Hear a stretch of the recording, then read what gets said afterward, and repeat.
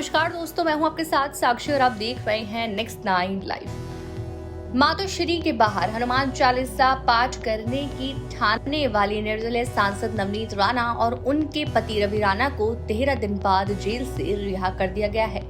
Jail से रिहा होते ही नवनीत को मेडिकल चेकअप के लिए लीलावती अस्पताल लाया गया था, जहां पर जांच के बाद उन्हें एडमिट कर लिया गया। अब उसी लीलावती अस्पताल से नवनीत राणा की कुछ तस्वीरें सामने आई हैं। उन तस्वीरों में नवनीत बिलख बिलख कर रो रही हैं। उनके पति रवि राणा उन्हें संभालने की कोशिश कर रहे हैं। तस्वीरों को देखकर लग रहा है कि नवनीत काफी दर्द में है। उनकी तरफ से जेल में रहते हुए भी लगातार अपनी सेहत का हवाला दिया गया था। उनका तब ये भी आरोप था कि जेल प्रशासन उनकी जरूरतों पर ध्यान नहीं दे रहा है, लेकिन अब जेल से रिहा होते ही उनका उपचार शुरू कर दिया गया।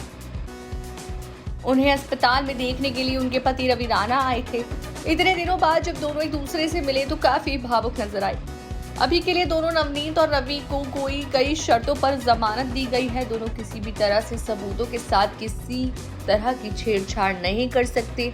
राणा दंपति को जांच में सहयोग करना होगा। अगर इन्वेस्टिगेशन ऑफिसर पूछताछ के लिए बुलाता है तो जाना होगा। जब जिस मामले में नवनीत राणा और रवि राणा की गिरफ्तारी हुई, पूरे देश में उस पर काफी विवाद रहा। दरअसल नवनीत राणा ने सीएम उद्धव ठाकरे के निजी आवास मोतीश्री के बाहर मातोश्री के बाहर हनुमान चालीसा का पाठ करने का फैसला किया था।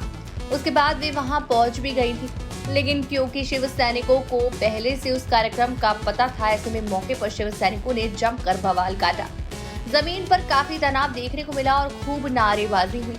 बाद में पुलिस ने दंपति राणा पर राजद्रोह के तहत मामला दर्ज कर लिया और 23 अप्रैल को उनकी गिरफ्तारी हो गई। बाद में ये मामला कोर्ट में गया, जहां पर राणा दंपति द्वारा जमानत याचिका दायर की गई थी। अब सोमवार को ही कोर्ट द्वारा दोनों को राहत दी गई और 13 दिन बाद वे जेल से बाहर आए। लेकिन उनके जीवन में जारी ये उथल पुथल अभी शांत नहीं होने वाली है। महाराष्ट्र सरकार के खिलाफ मोर्चा खोलने के बाद अब उन्हें बीएमसी का सामना करना है। बीएमसी की तरफ से उनके घर के बाहर नोटिस चिपका दिया गया है।